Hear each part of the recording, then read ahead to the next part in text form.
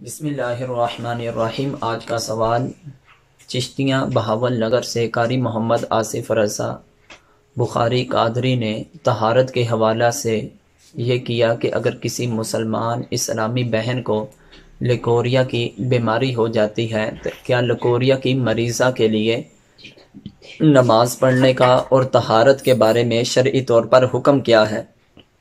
क्योंकि लिकोरिया एक वो बीमारी है कि जिस तरह मर्द को जरियान की बीमारी हो जाए, कोई शख्स जरियान की बीमारी में मुब्तला हो जाए तो उसको मुसलसल वदी के कतरे पेशाब करने से पहले या बाद में होते हैं।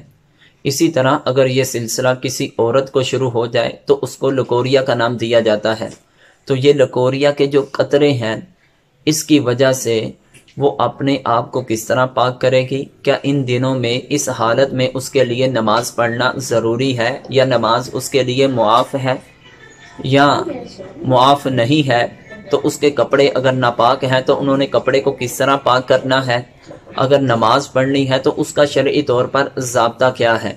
सबसे पहले हम ये देखेंगे कि वो औरत जो लिकोरिया की बीमारी में मुब्तला है उसके लिए शरई तौर पर हुक्म ये है कि जब वो इस्तिंजा करे, बैतुल खला में जाए, क़ज़ाए हाजत से फारिग हो, अच्छी तरह तसल्ली करने के बाद वो किसी कपड़े का या पैड का इस्तेमाल कर ले।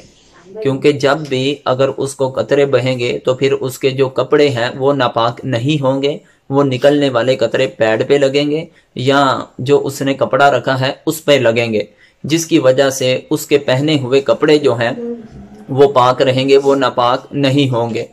अगर कोई औरत लिकोरिया की बीमारी में मुब्तला है, वो पैड का भी इस्तेमाल नहीं करती, कपड़े का भी इस्तेमाल नहीं करती, तो अब उसके कपड़े जो हैं उस पर कतरे लगते हैं, तो उन कपड़ों में नमाज पढ़ने का शरई तौर पर ज़ाब्ता ये है कि नमाज के लिए वो अपने कपड़े तब्दील करे। अगर उसने कपड़ों को तब्दील नहीं किया तो फिर उसके लिए हुक्म ये है कि वो जिस जगह पर नापाकी है उन जगह को अच्छी तरह धोए और अपनी ताकत के मुताबिक 3 मरतबा अच्छी तरह निचोड़ ले। जब 3 मरतबा धोकर अच्छी तरह निचोड़ेगी तो वो कपड़ा पाक हो जाएगा, फिर उसके अंदर वो नमाज अदा कर ले। और रहा मसला ये, हाँ अगर उसको लिकोरिया की बीमारी देखेंगे कि मुसलसल है, कोई वक्फे के साथ होती है, अगर उसको इतना वक्फा मिल जाता है कि 5, 10, 15, 20 मिनट उसको वक्फे के मिल जाते हैं तो उस वक़्त का इंतज़ार करे और तहारत करके फिर वो अपने सारे कपड़े और जिस्म को पाक करके नमाज अदा करे। हाँ अगर उसको इतना वक़्त भी नहीं मिलता कि 5 मिनट में भी उसको कोई इन चीज़ों से कोई खुलासी हो जाए, नहीं मुसलसल जारी रहते हैं, ऐसी औरत पर भी नमाज मुआफ़ नहीं, बल्कि जैसे ही नमाज का वक्त शुरू हो वो वुज़ू कर ले। अगरचे नमाज के अंदर भी उसके ये कतरे बहते रहें तो उसकी नमाज में कुछ भी किसी तरह की कोई भी खराबी नहीं आएगी। क्योंकि अल्लाह ताला ने कुरान मजीद में इरशाद फरमाया, ला युकल्लिफुल्लाहु नफ्सन इल्ला वुस्अहा।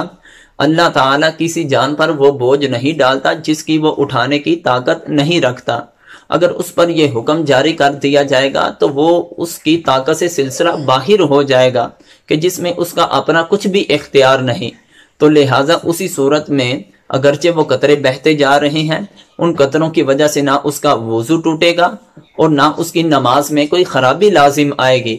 हाँ ऐसी औरत के लिए हुक्म ये है कि जिसको मुसलसल ये सिलसिला हो, वो सलसल बोल की बीमारी की मिसल हो जाती है, और वो आदमी जिसको सलसल बोल की बीमारी हो या मुसलसल उसकी हवा खारिज होती हो, इस बीमारी में मुब्तला हो, तो उसका भी हुक्म ये है कि उसकी वजह से अगर वो जो बीमारी है उसकी वजह से अगर मुसलसल ये सिलसिला रहता है, उसके वुज़ू में, उसकी नापाकी में कोई भी असर नहीं होगा, बल्कि वो औरत पाक ही रहेगी। नमाज पढ़े, कुरान मजीद की तिलावत करे, जो भी करे उस वक़्त के अंदर जितनी भी चाहे वो नमाजें अदा कर सकती है। जैसे ही उस नमाज का वक़्त ख़त्म होगा, दूसरी नमाज का वक़्त शुरू होगा, उस नमाज के लिए भी उसको नए सिरे से वुज़ू करना ज़रूरी होगा। ये इसके अंदर चंद एहतियातें थी अपने कपड़े को पाक करने की। वल्लाहु आलमु व रसूलुहु।